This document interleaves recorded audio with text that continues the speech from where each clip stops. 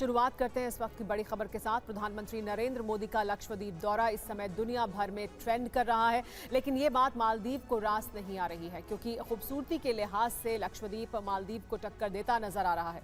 इस बीच मालदीव के एक मंत्री ने भारत और प्रधानमंत्री मोदी के खिलाफ टिप्पणी की, जिसके बाद सोशल मीडिया पर बॉयकॉट मालदीव ट्रेंड कर रहा है। जी हां, मालदीव्स के बयानों पर भारत के फिल्मी सितारों ने जबरदस्त पलटवार किया है, जवाब दिया है। भारत सरकार ने भी अपनी कड़ी आपत्ति जता दी है।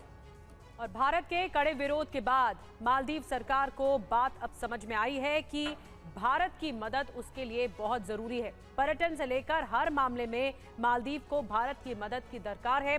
शुरुआत इस वक्त की ब्रेकिंग न्यूज से करते हैं।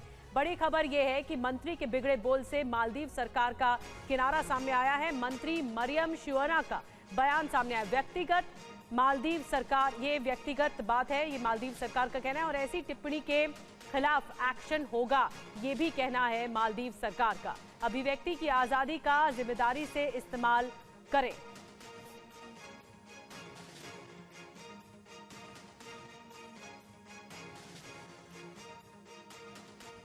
इसी विवाद से जुड़ी एक और बड़ी खबर यह कि मालदीव की मंत्री के बयान पर भड़के हैं भारतीय सितारे। एक्स पर पोस्ट कर अक्षय ने कहा कि बेवजह की इस नफरत को बर्दाश्त नहीं करेंगे। सलमान खान ने भी लक्षद्वीप को लेकर लिखी है पोस्ट। सचिन तेंदुलकर ने भी अपनी पोस्ट में दिया जवाब। कंगना रनौत ने भी मालदीव की मंत्री को दिखाया आईना।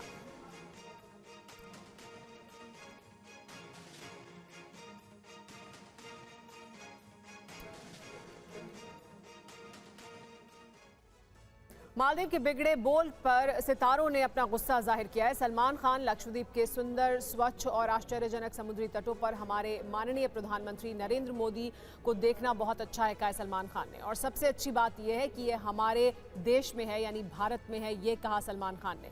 सलमान खान की तरफ से बयान दिया गया तो मालदीव के बिगड़े बोल पर सितारों ने अपनी अपनी तरफ से प्रतिक्रिया जाहिर की है। अक्षय कुमार ने भी प्रतिक्रिया दी है। अक्षय कुमार के अलावा कई प्रमुख हस्तियों के जरिए भारतीयों पर घृणित और नस्लवादी टिप्पणियों की गई। जो सबसे ज्यादा पर्यटक भेजने वाले देश भारत पर ऐसी टिप्पणी से हैरान। हम पड़ोसियों के लिए अच्छे, लेकिन इस तरह की अकारण नफरत बर्दाश्त नहीं करेंगे। कई बार मालदीव का दौरा किया है, हमेशा प्रशंसा की है, लेकिन पहले गरिमा जरूरी है, कहा अक्षय कुमार ने।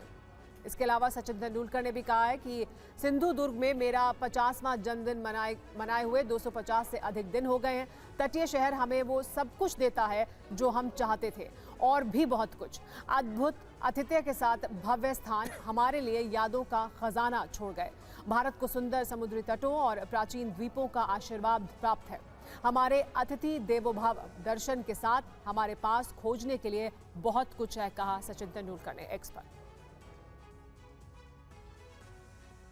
तो देखा आपने किस तरह से तमाम फिल्मी सितारों ने, क्रिकेटर्स ने अपनी राय दी है इस पूरे विवाद के सामने आने के बाद। वहीं मालदीव्स की मंत्री के बयान पर भारत ने भी अपनी नाराजगी का इजहार किया है। भारतीय विदेश मंत्रालय ने कड़ी आपत्ति दर्ज करा दी है। मालदीव सरकार के सामने विरोध दर्ज कराया गया है।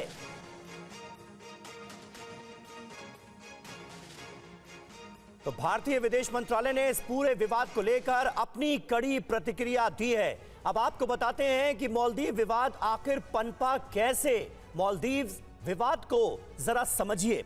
2-3 जनवरी को दरअसल प्रधानमंत्री नरेंद्र मोदी लक्षद्वीप गए थे। प्रधानमंत्री ने सोशल मीडिया प्लेटफॉर्म पर लक्षद्वीप की बेहद खूबसूरत तस्वीरें शेयर की। लक्षद्वीप मालदीव की खूबसूरती की तुलना होने लगी। इसी के बाद प्रधानमंत्री ने नहीं की, लेकिन उसके बाद तुलना होने लगी। प्रधानमंत्री का लक्षद्वीप दौरा सोशल मीडिया पर ट्रेंड करने लगा। ये देखिए, ये वो खूबसूरत तस्वीरें हैं, वीडियोस हैं जिनका जिक्र लगातार हो रहा है। लक्षद्वीप पर्यटन को बढ़ावा देने वाले पीएम के दौरे से दरअसल मालदीव्स में कुछ लोग, यहां तक कि सरकार में बैठे कुछ लोग बौखला गए। मालदीव्स की मंत्री मरियम शिवना जाहिद रमीज ने पीएम को लेकर विवादित टिप्पणी कर दी। मालदीव्स के मंत्री के पोस्ट के बाद सोशल मीडिया पर विरोध बढ़ा। सोशल मीडिया पर बायकॉट मालदीव्स ट्रेंड करने लगा। फिल्मी सितारे और खिलाड़ियों ने सोशल मीडिया पर अपनी नाराजगी जाहिर की। भारतीय खिलाड़ियों ने, भारतीय सितारों ने। भारत सरकार ने भी मालदीव्स के मंत्री के बयान पर कड़ी आपत्ति जताई और विरोध के बाद मालदीव सरकार ने बयान से किनारा कर लिया और जिस मंत्री ने यह आपत्तिजनक बयान दिया था उसे उसका निजी बयान करार दे दिया गया। भारत विरोधी बयानबाजी पर मालदीव में घर में ही तकरार है। पूर्व विदेश मंत्री अब्दुल्ला शाहिद ने, आपको बता दें कि मुइज़्ज़ू सरकार को लताड़ा है। अब्दुल्ला शाहिद ने प्रधानमंत्री मोदी के साथ तस्वीर शेयर की है। बड़बोले मंत्रियों को फटकार लगाए सरकार, ये कहा गया। प्रधानमंत्री मोदी पर बहुत गलत टिप्पणी की गई है, ये भी कहा गया उनकी ओर से। सरकार के मंत्री कोई सोशल एक्टिविस्ट नहीं है। भारत हमारा सबसे भरोसेमंद साथी है और जरूरत में सबसे पहले भारत ने ही हमारी मदद की।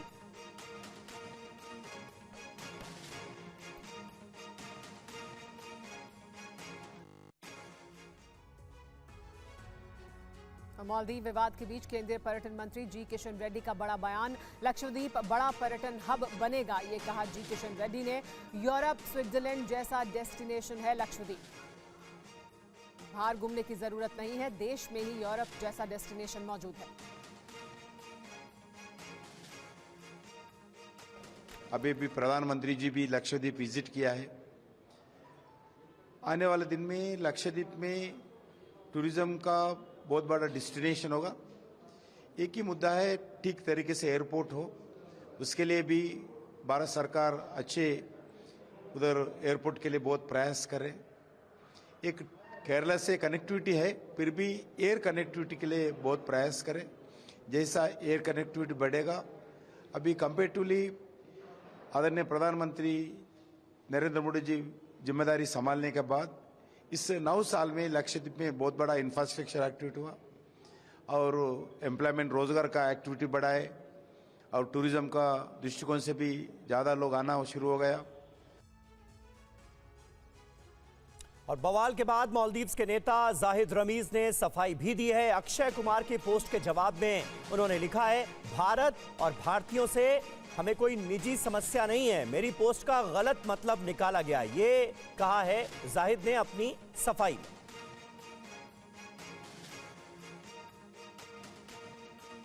तो अक्षय कुमार के पोस्ट में जाहिद ने जो जवाब दिया है वो भी हम आपको दिखा रहे हैं। और दरअसल अब जाहिद ये बताने की कोशिश कर रहे हैं, पीपीएम के नेता, कि उनकी पोस्ट का गलत मतलब निकाला गया। भारत की नाराजगी कैसे मालदीव पर भारी पड़ेगी, ये आइए अब हम आपको दिखाते हैं। मालदीव्स की अर्थव्यवस्था में पर्यटन का 40% योगदान है।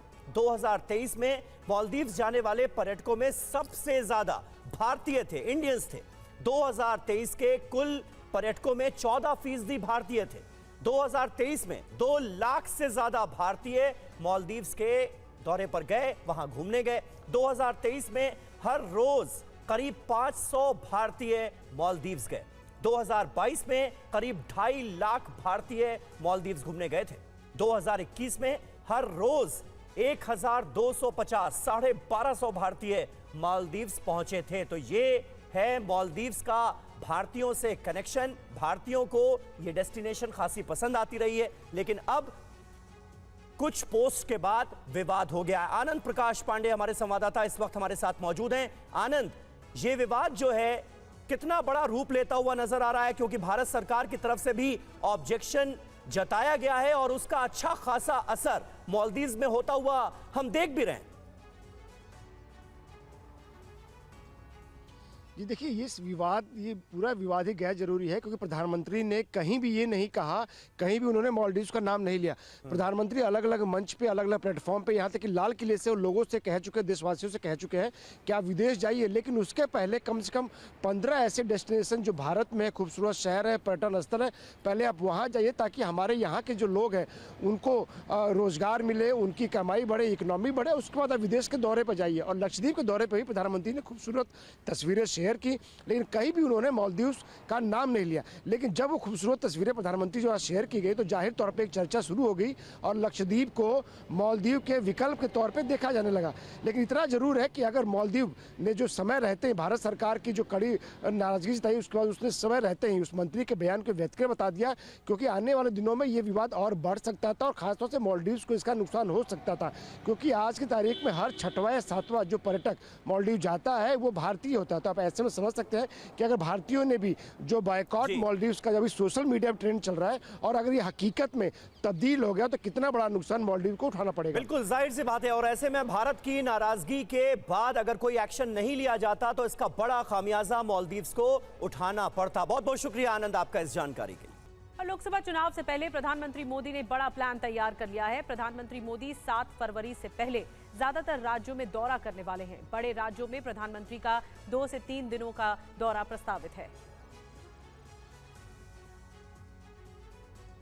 पीएम मोदी अगले एक हफ्ते में 3 राज्यों का दौरा करने वाले हैं। पीएम सबसे पहले गुजरात जाएंगे, इसके बाद महाराष्ट्र और बिहार का दौरा करेंगे। पीएम मोदी कल से गुजरात दौरे पर जाएंगे।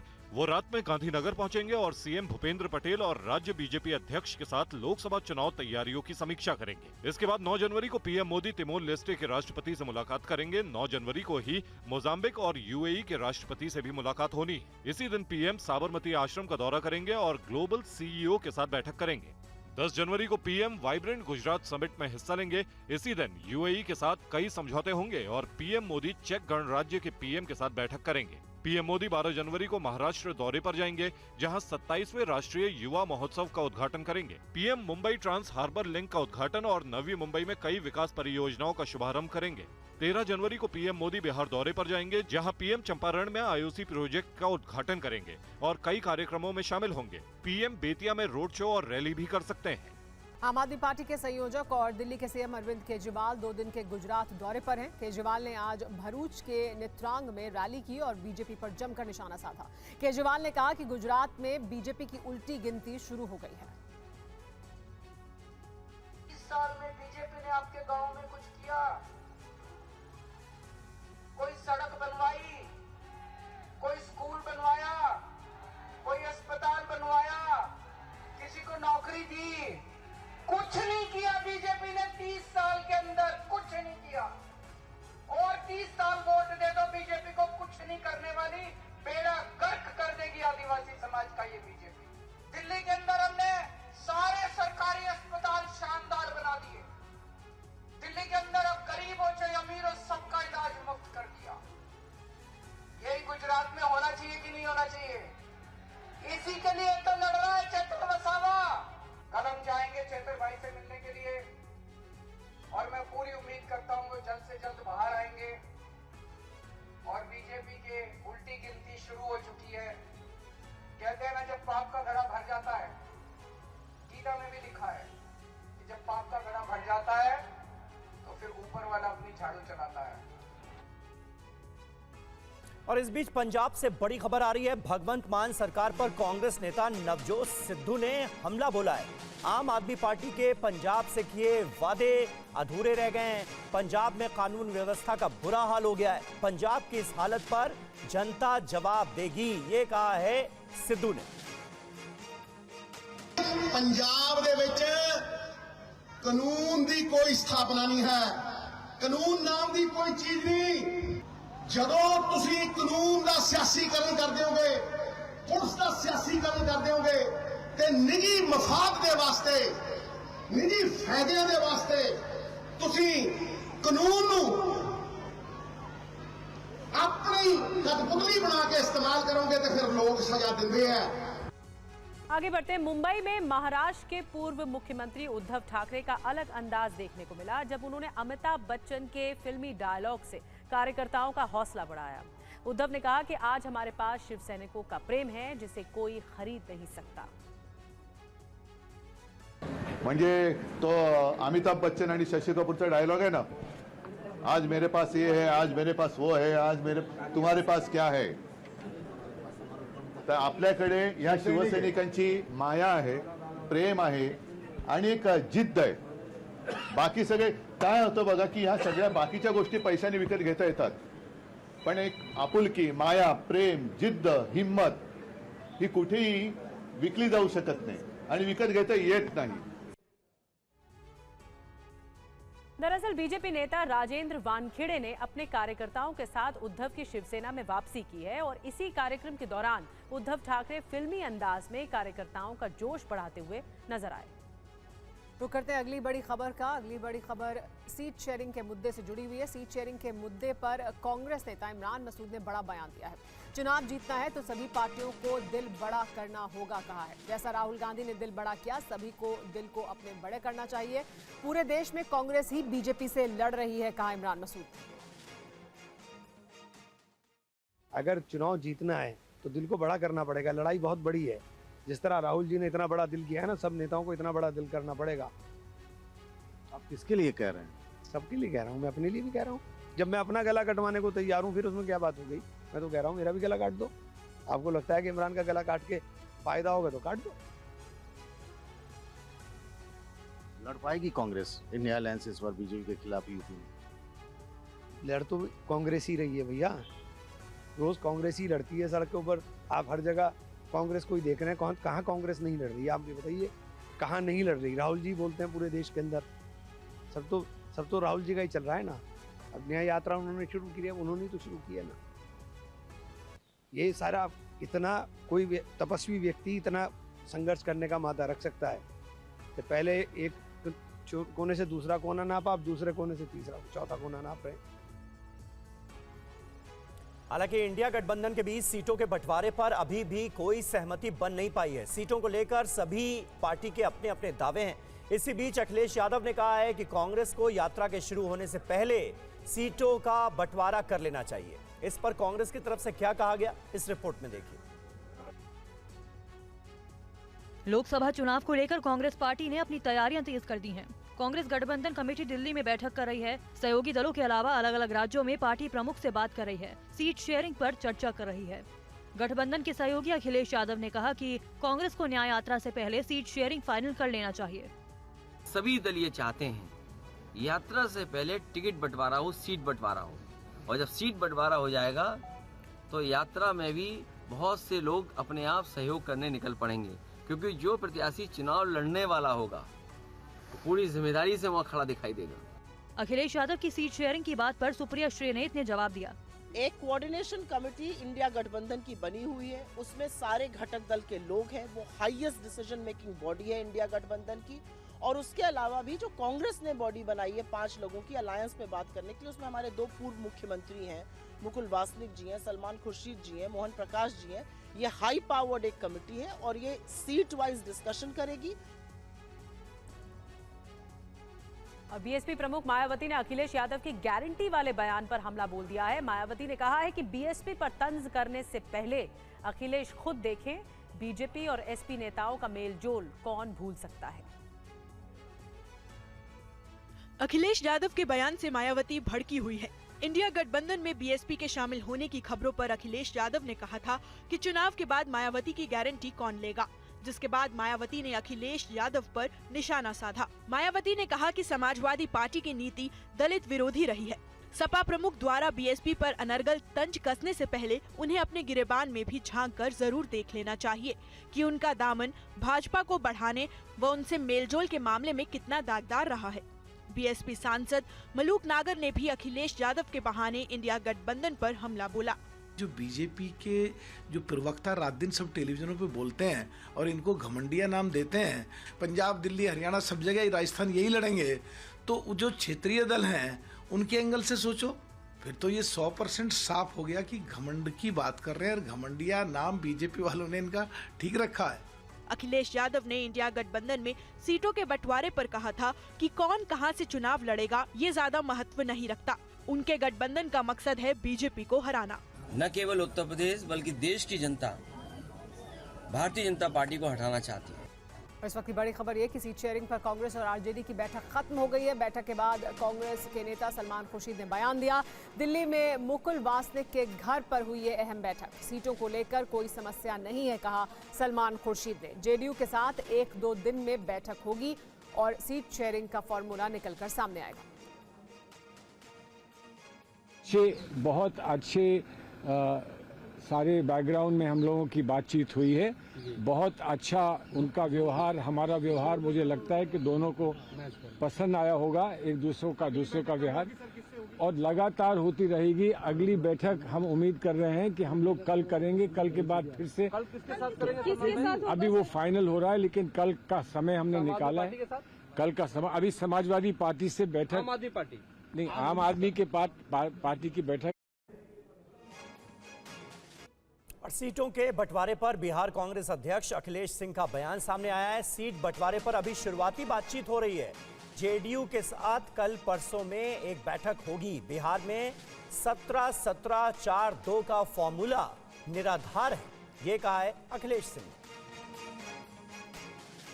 अच्छे वातावरण में वार्ता हुआ और ये कोई एक दौर में वार्ता नहीं खत्म होता। अभी बाकी पार्टियां भी मिलेंगी और सबके साथ चर्चा करके सीटों की जानकारी जब पूरी हो जाएगी तब हम लोग आपको देंगे। और एक बड़ी खबर बता दें, कांग्रेस नेता अधीर रंजन चौधरी का बेतुका बयान सामने आया। अधीर ने ईडी के लिए विवादित शब्द का इस्तेमाल किया। बंगाल में गुंडों को टीएमसी का संरक्षण है। और ईडी खुद एक संस्था है, जहां जाए अपने भारी भरकम फौज लेके जाए, बस डर है तो जो डर गया सो मर गया। अरे ईडी क्या करेगा? ईडी खुद इडियट है। बंगाल में जो सत्ता है, जो सत्ताधारी जो पार्टी है, ये इनको लुक अप करेगी ना। ये सारे इन लोगों को पार्टी के अंदर जो सारे खतरनाक शख्स रहते हैं, खूनी दरिंदे रहते हैं, उन लोगों पे देखभाल करने के लिए सत्ताधारी पार्टी खुद काम करते हैं। ये लुक आफ्टर गवर्नमेंट है। देखिए, बंगाल में टीएमसी के गुंडों के द्वारा जिस तरह से ईडी के अधिकारियों पर जानलेवा हमला हुआ, ये क्या दर्शाता है? ये दर्शाता है कि केंद्रीय एजेंसी को काम करने न दिया जाए।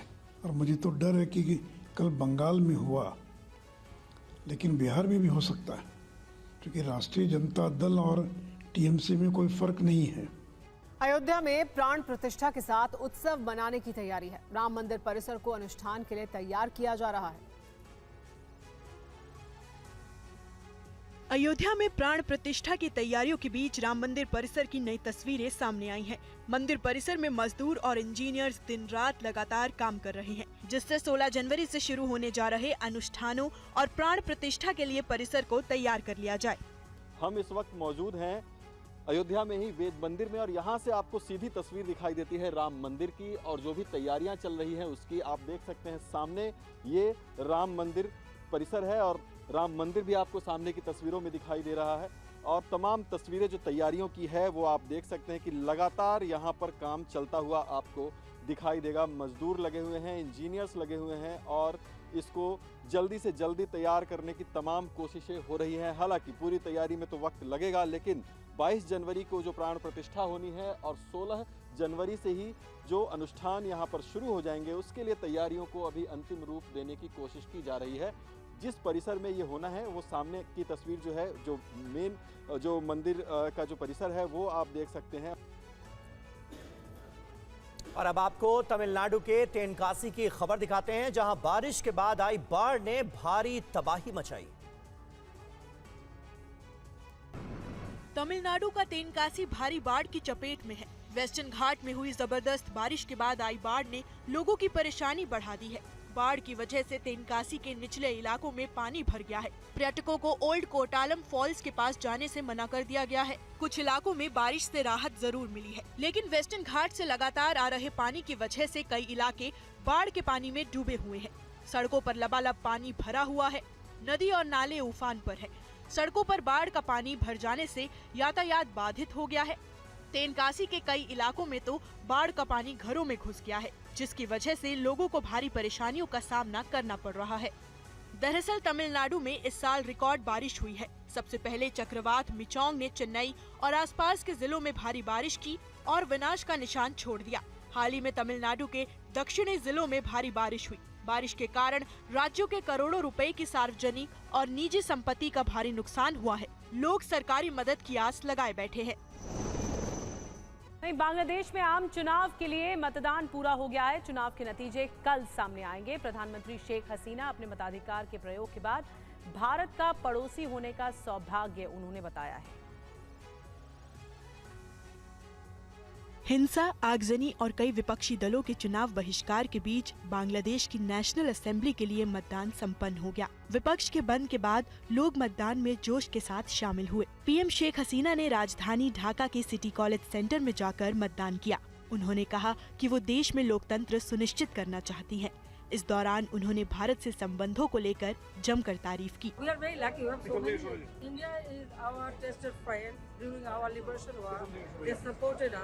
Not only that, after 75, when we lost, we two sisters, you can see, when we lost our whole family, father, mother, brothers, everyone, only we two survived, so they gave me shelter. So we have our best wishes to people, to the people. और फिलहाल वक्त हो गया एक break का। बने रहिए TV9 Bharatvarsh के साथ।